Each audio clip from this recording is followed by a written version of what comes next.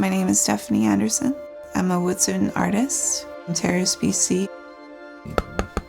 Carving, muralism, digital design, coppersmithing. My dad was an incredibly skilled woodworker, the first person to place cedar in my hands. I said, I want to be able to shape it. He kind of looked at me, he was a little puzzled. What I was saying is I want to be able to create the work that was calling to be created in my dreams. Freda with my mentor, Ken McNeil, really energized me as an artist, showed me the skills that I needed to find my own voice in my artwork. Stephanie always had an inquisitive mind, always wanted to learn different styles, different techniques. The work that she does, it's incredible. Stephanie did the frog design. It's excellent. Just the way I taught her.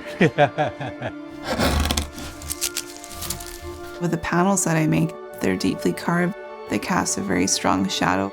I'll spend months pushing that form and pulling out the image. And you have to picture a little fishtail coming out the backside. It's playing with illusion, it's playing with form. We'll go in with the 11 and really set the depth, create that plane. I want my work to always echo the true natural form of nature. Going to my grandmother's in the summertime, I learned about what it is to be a person of the land. She let me know that as the salmon runs came up the river, food came up for not only us, but for the animals. We're equally codependent on that resource for life. I started noticing that there were bear prints in the sand. I could see the eagles flying overhead. We're all touching one another to show that we both had hands on that resource and that we were all seeing eye to eye in that truth.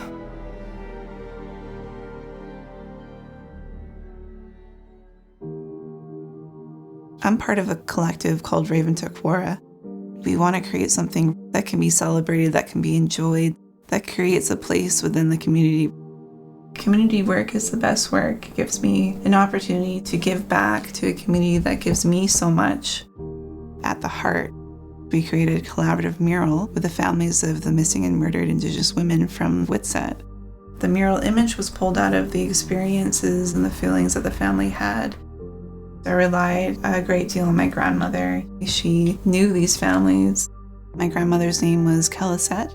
She was the embodiment of what it meant to be a Witsuwit'en woman. She was the person that you would call when you needed to know something about your heritage or culture. She's beautiful there. When you were born, she was absolutely thrilled. She found a likeness in the way that I live my life. She said, you're like me, you're gonna live a life for your work. I had lost my grandmother and my father at the start of this year.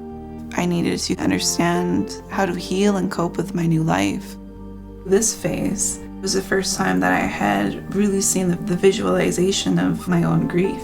In the past, I've restricted myself to very muted tones. I needed to create something that was bursting with life, pull that back out within myself. Their pride that they had for me became part of the pride that I have in myself. They're still part of my life in a very deep way.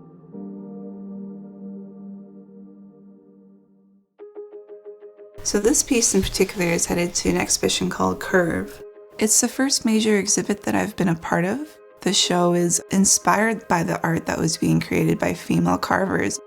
When I'm carving, I want to carve something that's truthful to myself, the female experience. I have had a female figure that comes up in most of my panels. In this piece, she is calling the fish home. They've heard her and they've turned and they're coming back up the stream. She is the Yinkadene, the caretaker of the land, my caretaker of the culture. I was thinking about my grandma when I carved this. I was thinking about my mom and how much I owe them for who I am. I think you can definitely get in some more. The life of my grandmother. It's a life where you give back. To see how much thicker it looks now. Yeah. Stephanie, her talent, her passion, she brought a new color into this world in Terrace.